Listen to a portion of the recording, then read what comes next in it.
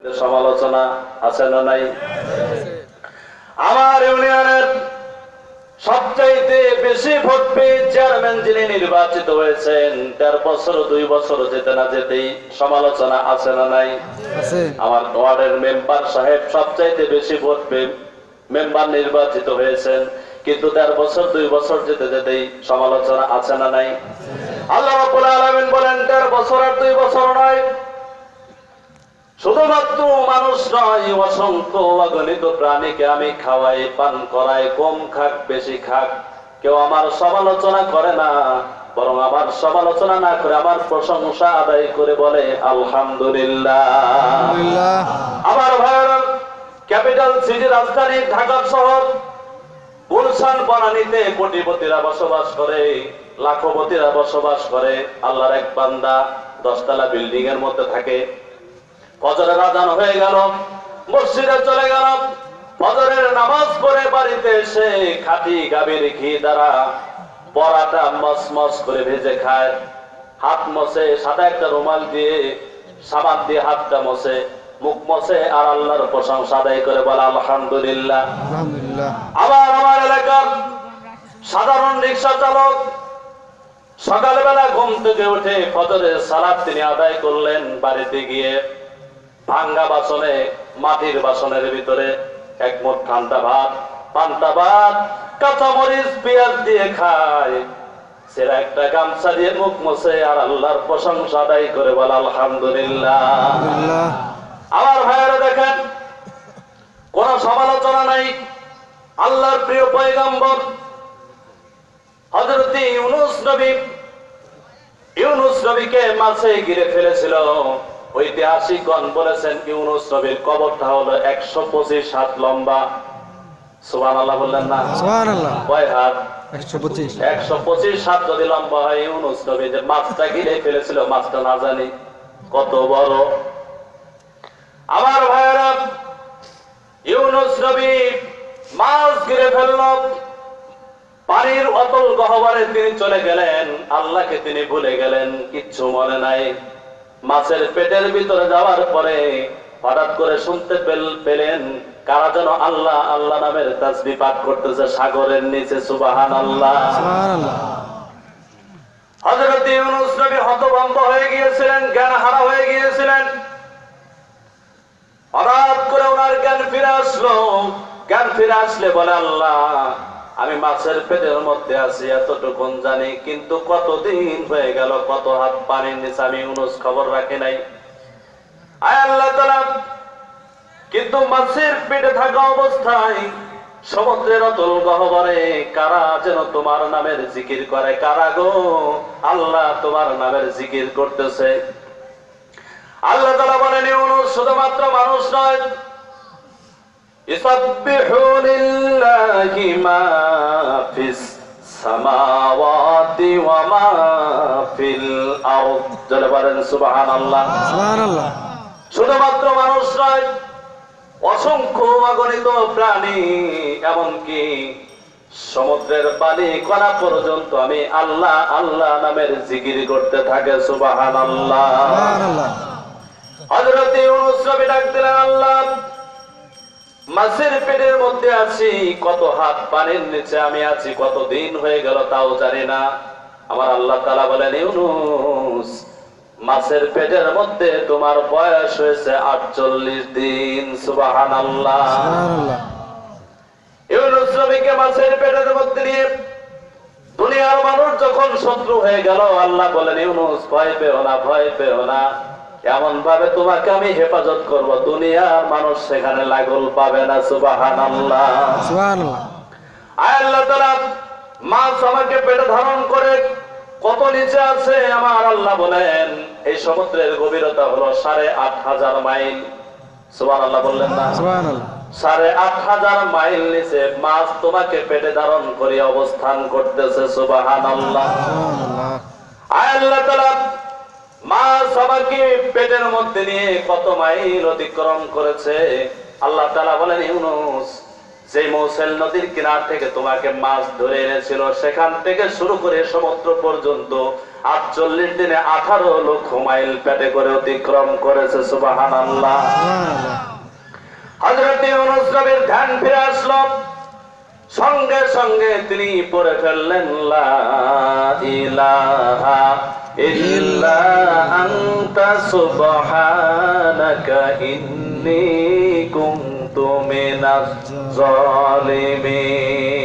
পারেন না সবাই? সবাই পারেন তো? সবাই একসাথে বলেন লা ইলাহা ইল্লা আনতা সুবহানাকা ইন্নী কুনতু মিনাজ জালিমিন। পারনা। হযরত ইউনূস নবী এই কালেমা তিনি পড়তে লাগলেন। পড়তে পড়তে 1 লক্ষ বার কিতাবের মধ্যে আসছে, 1 লক্ষ বার তিনি তেলাওয়াত করেছেন। তেলাওয়াত করার পর আল্লাহ রাব্বুল আলামিন মাছের পেটকে নির্দেশ করে নোটিশ জারি করলেন। কি নোটিশ জারি করলেন? আল্লাহ তাআলা বলেন ফাস্তাজাবনা লাহু ওয়া নাজ্জাইনাহু মিনাল গাম্মি ওয়া কাযালিকা নুনজিল মুমিনিন। যারা বলেন আল্লাহু আকবার। আল্লাহু আকবার।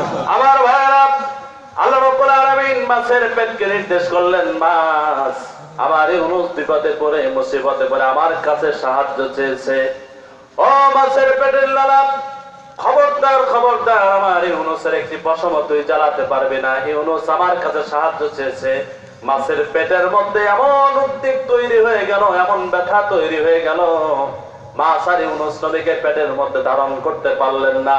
যে মুসেল নদীর কিনারে থেকে ধরে এনেছিল, সেখানে বমি করে ইউনূস নবীকে ঢেলে ফেলে দিলেন। সুবহানাল্লাহ। সুবহানাল্লাহ। এখানে একটি শিক্ষা হলো, ওয়াকাযালিকা নুনজি ইউনূস বলেন না আল্লাহ।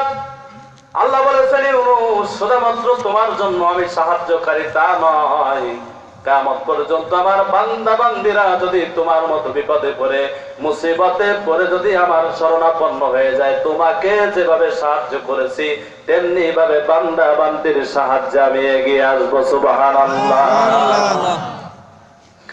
আমার ভাইয়েরা বাবাজিরা, আমাকে সাবজেক্ট দেওয়া হয়েছে যে নবীদের বৈশিষ্ট্য বলতে হবে, নবীদের কি ক্যারেক্টার নিয়ে তারা জন্মগ্রহণ করেছেন। তার আগে বলি, আমরা যদি জন্ম থেকে শুরু করে মৃত্যু পর্যন্ত আল্লাহর প্রশংসা আদায় করি, প্রশংসা কিন্তু শেষ। এই জন্য আল্লাহ রাব্বুল আলামিনকে বলি, রব্বুল আলামিন, যা আমাদের দ্বারা সম্ভব, যা আমাদের দ্বারা সম্ভব না, যা আমাদের দ্বারা কুলাবে, যা আমাদের দ্বারা কুলাবে না, সব মিলায়া ঝুলায়া তোমার প্রশংসা ছোট্ট করে আদায় করে বলতেছি আলহামদুলিল্লাহ। খুশি না বেজার আপনারা? ভালো লাগে না খারাপ লাগে? নবীদের 1 নাম্বার বৈশিষ্ট্য, নবীদের প্রধান বৈশিষ্ট্য হলো, নবী যিনি হবেন 1 নাম্বার ওহী নাজিল হতে হবে। কি হতে হবে? ওহী। 2 নাম্বার হলো মুজিজা। 2 নাম্বারে কি? মুজিজা। আর 3 নাম্বার হলো উন্নত চরিত্র। তো নবীদের অনেকগুলি বৈশিষ্ট্য আছে, তার মধ্যে আমি আপনাদের সাথে আলোচনা করব। 1 নাম্বার হলো নবীরা তাড়াতাড়ি বড় হয়। নবীরা তাড়াতাড়ি বড় হয়। সাধারণ মানুষ যে পরিমাণ বাড়ে, নবীরা তার চাইতে বেশি বড় হয়। নবীরা ছোটকাল থেকে বুদ্ধিমান হয়। নবীদের বৈশিষ্ট্য, নবীরা ছোটবেলা থেকেই বুদ্ধিমান হয়। 3 নাম্বার হলো কোন নবী বিছানায় প্রস্রাব করে নাই ছোটবেলায়। কোন নবী বিছানায় প্রস্রাব করে নাই ছোটবেলায়। আমরা বোধহয় করি টরি নেই ছোটবেলায়, মায়ের বিনাশ করে ফেলাইছে। ডাইনে শোয়াইলে প্রস্রাব করে দিয়েছি, বামে নিয়ে মা শোয়াইছে, বামে প্রস্রাব করে দিয়েছি। বামে প্রস্রাব করে দিলে মা বুকের পরে রেখে দিয়েছে, পায়খানা প্রস্রাব করে মায়ের বুক ভাসিয়ে দিয়েছি, কিন্তু মা কোনদিন রাগ হয়ে খাটের নিচে জমিনে ফেলে দেয় নাই। ফেলে দিয়েছে? এটা সাউন্ড হয় না কেন? ফেলে দিয়েছে? আমার ভাইয়েরা, আজকে মা শত্রু হয়ে গেল, বাবা শত্রু হয়ে গেল। আজকে মা শত্রু হয়ে গেছে, বাবা শত্রু হয়ে গেছে। বছরে 2 বার 3 বার শ্বশুরের শাশুড়িকে দাওয়াত করে, দক্ষিণে ঘরে আলাদা পাক করে কুরমা পালায়, পোক পাকায়, গোস্ত পাকায় খায়, উত্তরে ঘরে মা কাঁদে, আছে না নাই? আছে। সোনার বাংলায় নাই এই ধরনের লোক? হ্যাঁ, মাকে খাবার দেয় না, বাবাকে খাবার দেয় না, কিন্তু রাসূল সাল্লাল্লাহু আলাইহি সাল্লাম বলেছেন কোন সন্তান যদি পিতা মাতার খেদমত করে ওর রিজিকের কোনো অভাব হবে না। চিল্লায় বলেন মারহাবা। মারহাবা।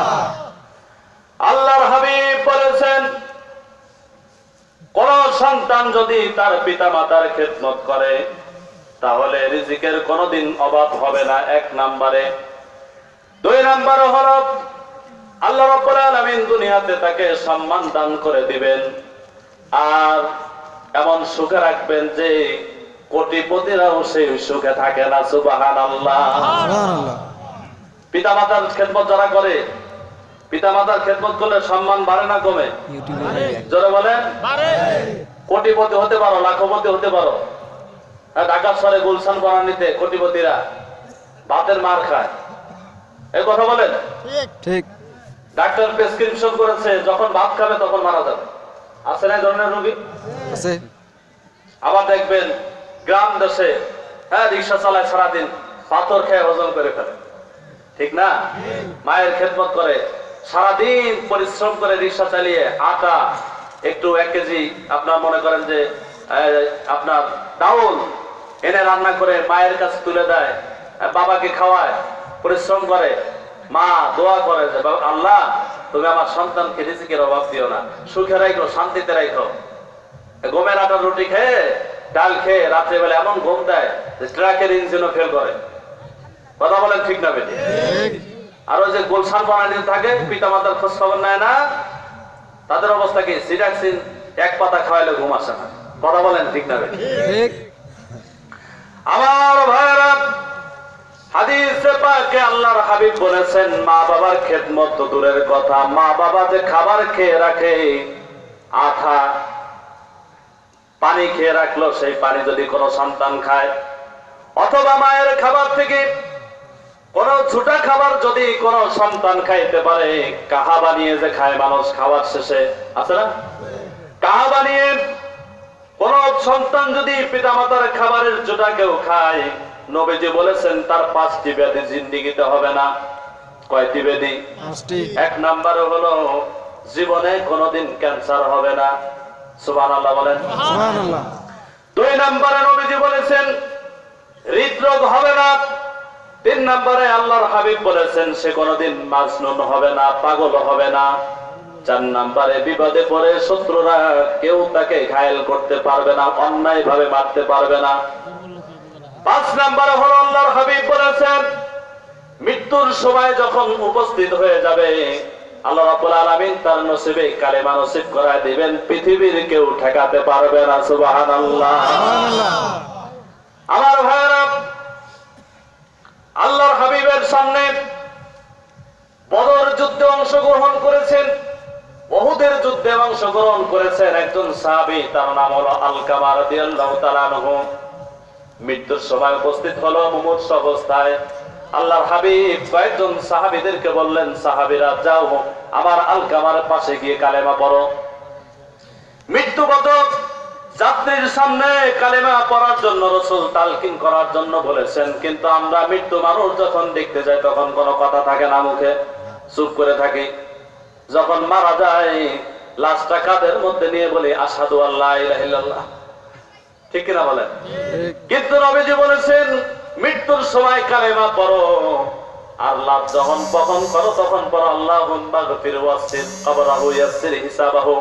ও আল্লাহ, তার উপর তুমি রহম করো, তাকে ক্ষমা করে দাও, তার কবরের আযাব তুমি বন্ধ করে দাও। এই দোয়া করেছেন বিশ্বনবী মুহাম্মদুর রাসূলুল্লাহ সাল্লাল্লাহু আলাইহি ওয়াসাল্লাম।